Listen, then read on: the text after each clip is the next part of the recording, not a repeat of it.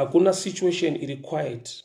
Poverty inotaura, sickness inotaura, my enemies anotaura. Every situation yawo inosangana nayo mupenyu ine mazwi yainokuudza. Urwere unokuudza kuti hapachina nguva waparara unobva uchienda.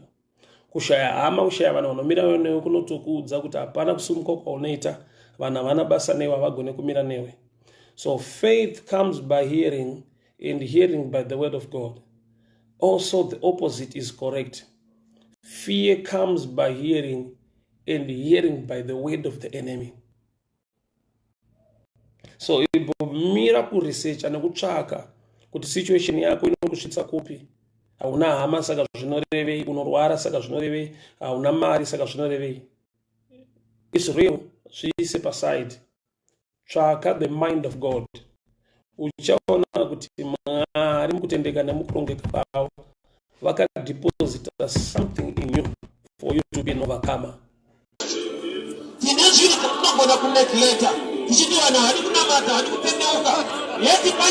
Necessary on the ground that you could help as the right hand of man. But I am going to find out that you know that it's also. Kanopera mwezi renti anofanirwa kubhadhara, anofanirwa kudya kana asiya utsotsi.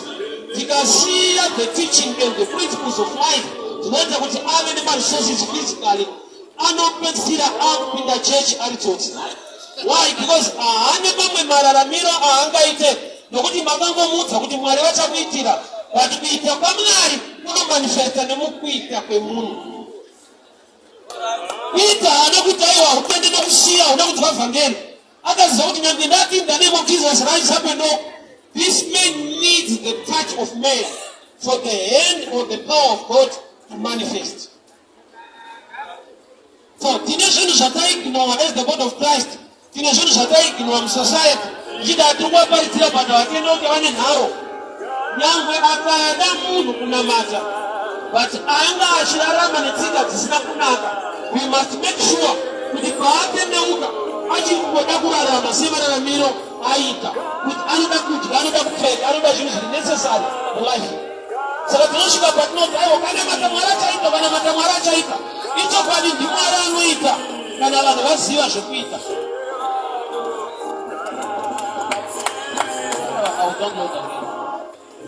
The challenge yatiinayo isati dai Mwari watiropafadza tava nekubudirira, tava nemaresources. Why? Nokuti pani pekuti tataura shoko unaguma kunamata chaiva tifere airarama neufere kumavenyu auya muchechi mwedzi wapera ari kuda rent, mwedzi wapera vana vanoda zvekudya zvekupfeka nekuti vanhati aiwa just pray God will provide.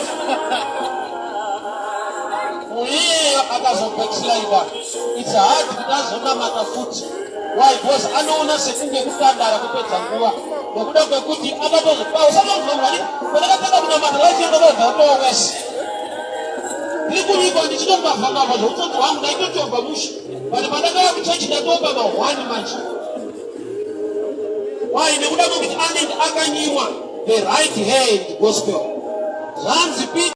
So the right hand of man, Peter paakasimudza munhu, immediately he received power. Zvakati kune rimwe power raMwari rinomanifesta kana the right hand of man ragona kuita shoko. Besides kuchema, what are you doing to change your life? Chemera Mwari, ruoko rwako rwakabata charwakabata pakuita. Peter akati in the name of Jesus rise up, murume haana kusimuka. Bible noti kusvika Peter asimudza munhu neruoko ndopa akareceive power. Which means the hand of man attracts the power of God. Rwako ruoko ruri kuitei. Misodzi wachema, that's true. But chichamuva Mwari has my tears. He action despite your tears. Ukumbira simudze maoko tinamati. Baba tinokutenda ine shoko renyu. Mazvida nekutara kweupenyu hwedu. Zvakaremara zvisingafambi ngazvifambiswe nenyasha. Baba pane patakatekurwa nehama tikasvitswa. Asi ndaakunamata kuti imi Jesu tibvise that level. Kutiendese pane kumwe kugwinya. Wenyasha mutsvene wakatendeka takupa imbiri nekukuremekedzai.